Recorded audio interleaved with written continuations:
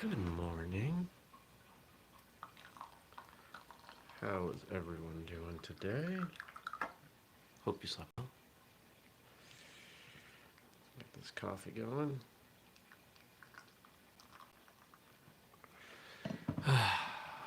Come on, you. Oh, you're close enough to dinner. 3, 2, 1. Good morning, everybody. Welcome. Today is Tuesday. It's November 24th, 2020. My name is Jeremy, and this is my first cup of coffee. And it's still dripping. And I'm going to wait a minute, because every little bit of coffee matters. I want all the drips of coffee. Slept well. Had a pretty productive Monday. I was done with everything I needed to do, and then some, by 4. And I think I need to start remembering that I start work at 6:30. That, I go from this to writing to other things, and so to work from 6:30 to 4, is still like a 9+ hour day. It's not like it's a short day. Oh, that's great, Stacy. Glad that you can join us. Me? No, us. I like us. Stacy says that her work schedule has been shifting around, but she's here now. So, a lot of chaos going on where she works. There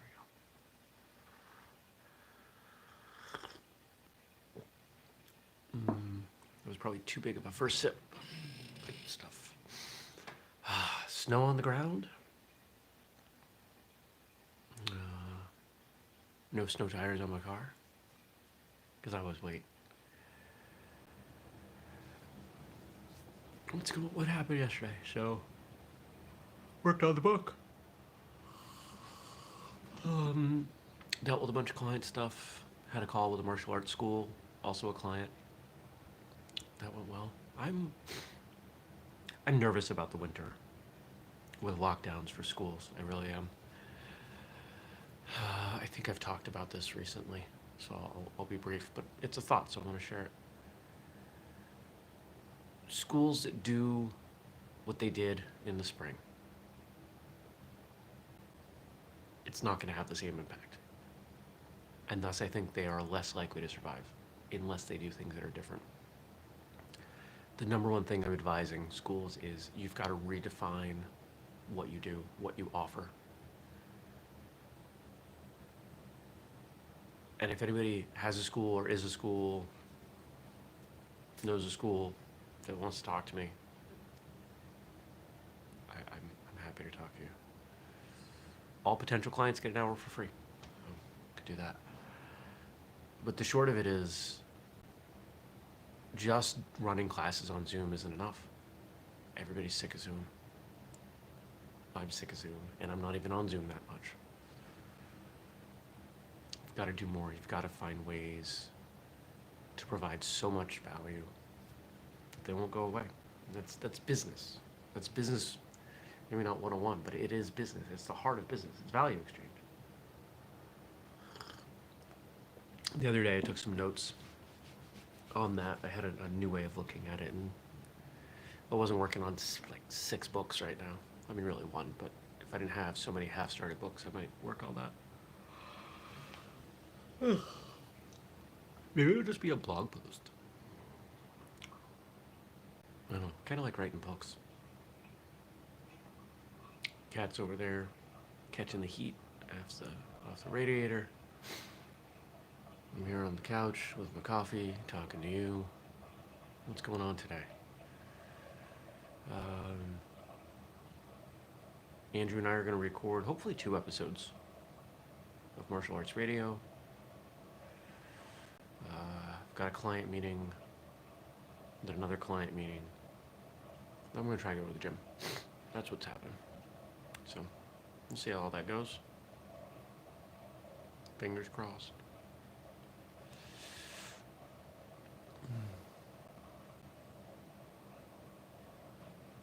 I feel like there's more to say, but I'm not finding it. Like I'm searching through my brain for what I wanted to say.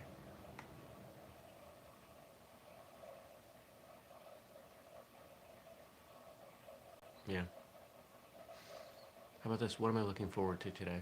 I'm looking forward to getting out of the house. I didn't do that yesterday. I went as far as the garage. It was cold. It was rainy. I didn't have to go anywhere, so I didn't. Uh, Looking forward to going to the gym. Hopefully, I'll see the gym dog, Vulcan. It's always the highlight of the day. He's a good boy. Probably cook some tasty food. And then this is really my last day of anything major scheduled. Tomorrow, there's just almost nothing on the calendar. Thursday, of course, is Thanksgiving here in the U.S. Friday, I have a call with a friend.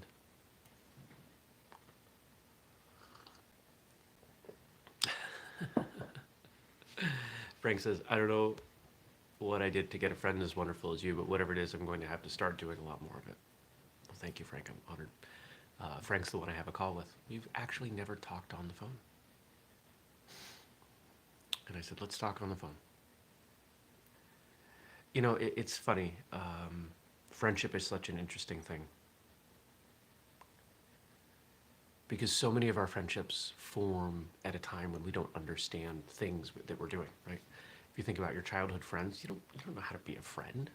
You don't know. You just it ends up being age and proximity and some mutual interest, right? You have enough history with someone, you can tend to maintain a friendship. But what about when you become an adult? Well, it's age. Sometimes it's proximity. This makes proximity easier. And it's mutual interest. I've got a ton of friends.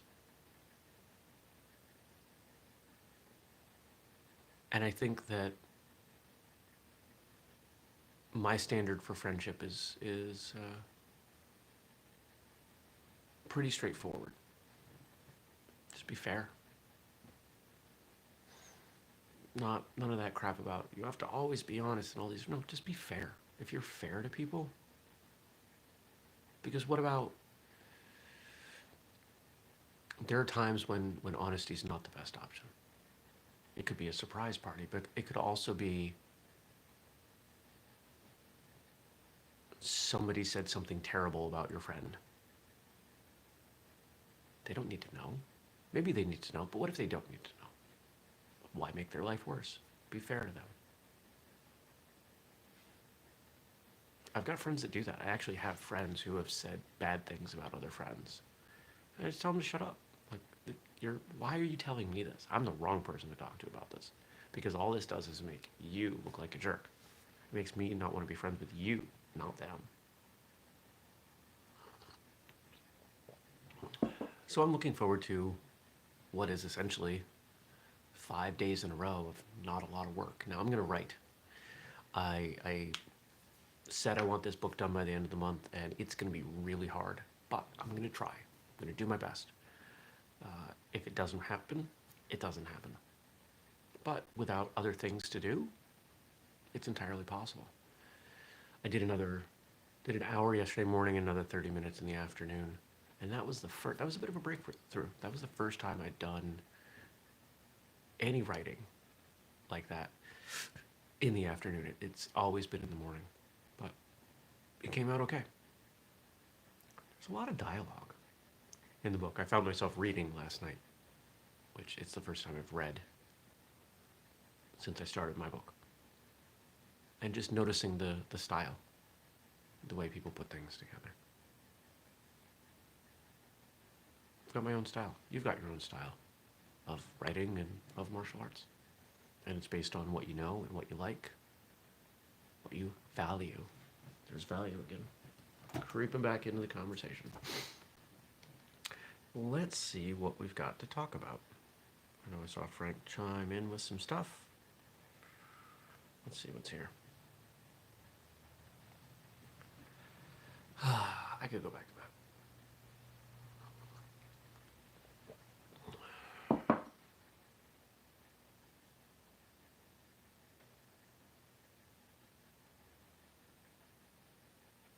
So yesterday I posed the question, what do people want for Thanksgiving and Friday? Should I do live shows? Should I do pre-recorded shows.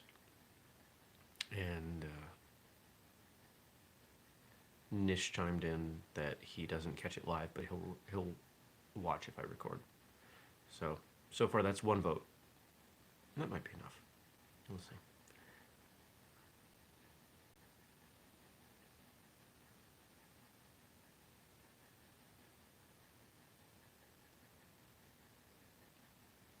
And Frank says, it's up to me whether I want to do the shows. Thursday he won't be able to watch live. Friday he might.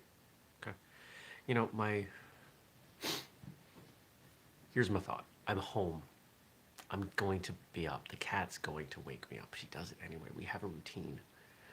On the days where I don't set an alarm, I'm usually out of bed by 7:30. Like, I don't sleep that much longer. I've been doing this for a long time. If I have to set an alarm on the weekends, I usually set it for the same time, 5:45. Stacy's saying that she'll be listening, but it won't be live. Okay. To be perfectly honest, it's just as much work for me to do. Read that in a second. It's more work for me to do a pre-recorded episode because I've got to do it and then I've got to upload it and I've got to tag it and do all that stuff. So it shows up at the right time. Frank says, God sends friends to say sorry for your family. Ooh, I like that one, and I identify with that one. All right. In these cynical times, these are from Frank, we all need a little kindness and encouragement. That's why today I am quoting none other than Fred Rogers. Mr. Rogers' Neighborhood was probably one of the most formative things in my childhood. Gabe says, I won't be up early enough to catch it live, but I definitely watch later. Look at you, Gabe, getting to sleep in. That's awesome. Gabe gets up at the same time that I do, but he's on the West Coast. So, at the same time, but 3 hours earlier.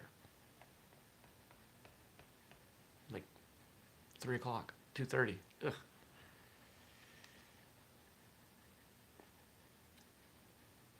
The only thing evil can't stand is forgiveness. So, we've talked on this show ad nauseum about my views, and they are not unique, that there are two forces in the universe, love and fear.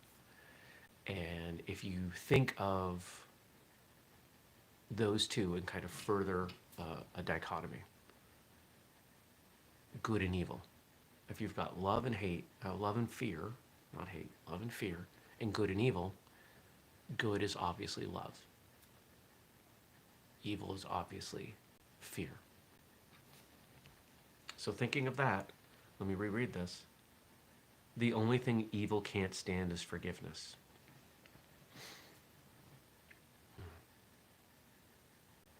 Forgiveness is love. To not forgive someone is to be afraid that they'll do it again. And sometimes that fear is warranted. Fear in and of itself is not always bad. But when it controls you, when it is the major factor in anything, it's probably not good.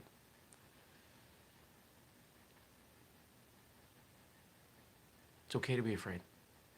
I'm afraid constantly of so many things. But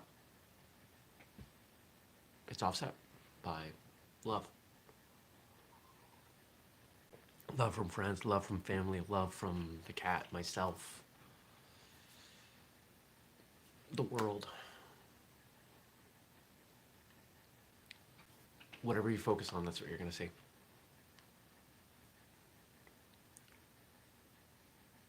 We get so wrapped up in numbers in our society. The most important thing is that we are able to be one-to-one, you and I with each other at the moment. If we can be present to the moment with the person that we happen to be with, that's what's important. I think we know what it looks like when someone does that for us and doesn't. What it's like when someone gives us their undivided attention. And we feel good, we feel valued. And then you get somebody who maybe doesn't. Maybe they're on their phone all the time, or they're checked out. That doesn't feel good. There are people who are always looking at the next thing, the better thing, another thing. I don't spend time with those people. Try not to, anyway. I know what my time is worth. And while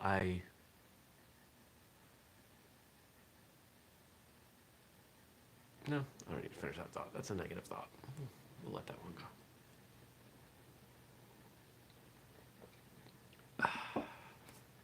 It's a really good cup of coffee. I'm telling you, these things, it's a great way to make coffee. And I don't keep it full. I only fill it to like the 3/4 liter mark, right here. So then it heats up pretty fast. The more you fill it, the more energy it takes, the longer it takes. But if you're going back for more, the more that will be there.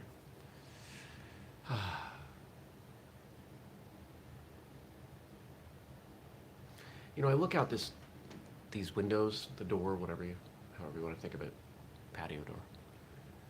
And I'm always looking to see what's out there. And it's funny because there's a short stretch of road, and there are maybe 6, 8 cars that live up this small road.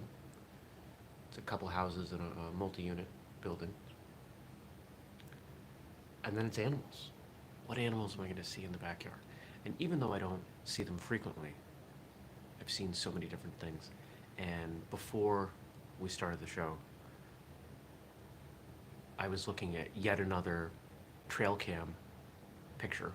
And for those of you who don't, live in rural areas, what's a trail cam? It's a camera, a motion sensitive camera that you strap to a tree, goes in the woods. And they were originally designed for hunters to see, like, is this a good trail?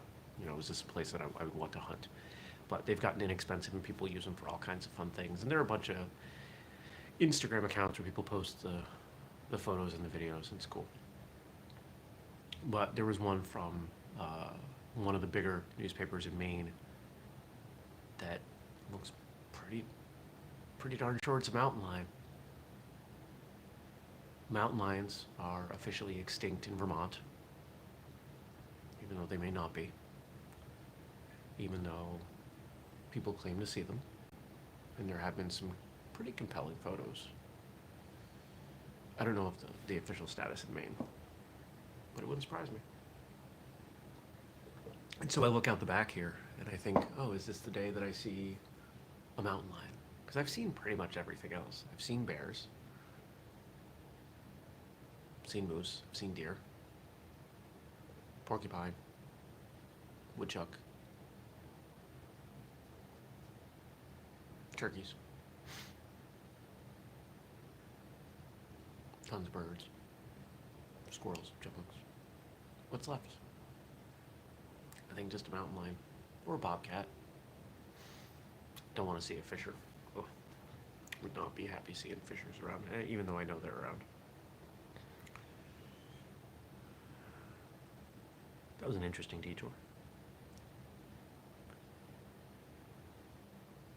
There are times when explanations, no matter how reasonable, just don't seem to help.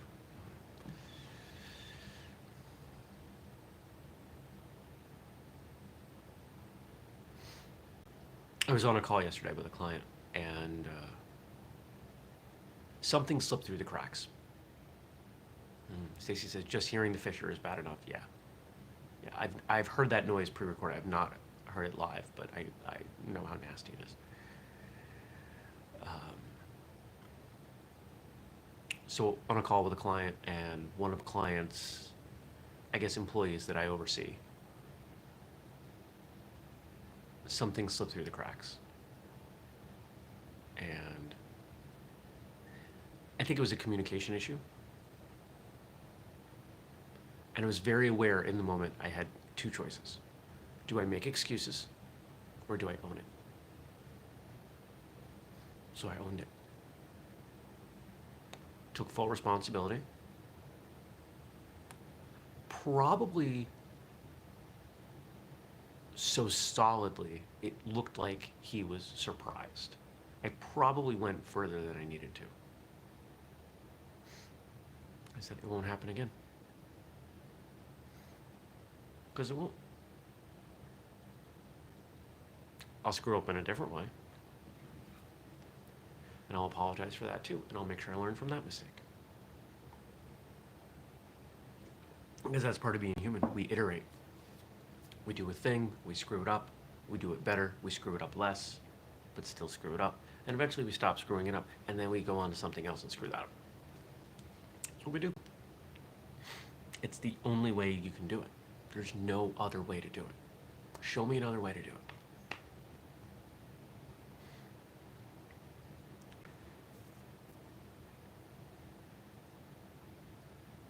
The media shows the tiniest percentage of what people do. There are millions and millions of people doing wonderful things all over the world, and they're generally not the ones being touted in the news. Why? Well, let's take it back to love and fear.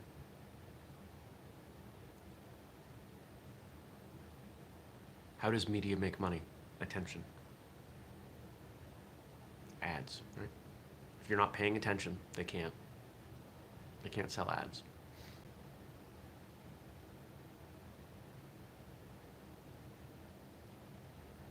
What kind of media has been shown to keep people paying attention? Things that keep you afraid.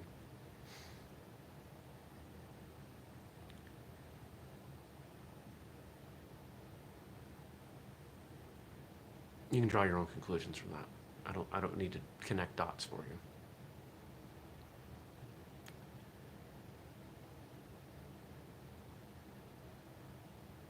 I try not to let fear creep into whistlekick.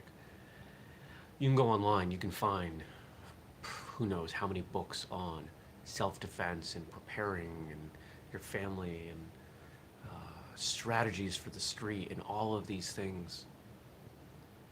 It's fear. It's fear. Am I the best prepared person for a street altercation? Am I a reasonably prepared person for a street altercation? Yeah. Am I going to focus more and more and more and more and more time on it because I'm afraid? What do I focus my time on? Things that make me happy. Not getting into street altercations. That's why writing this book has been so interesting, because it's an attempt to balance so many things. Making sure the element of martial arts is in there enough to motivate people to start training, but not so much that it turns people off if they don't train yet. The setting being different enough that people don't have a hard time accepting that it's a reality, but yet it being an appropriate setting for the book, rather, but it being close enough to where we are now that people say, okay, I can relate to that. And it being realistic with the dialogue and the characters being real and the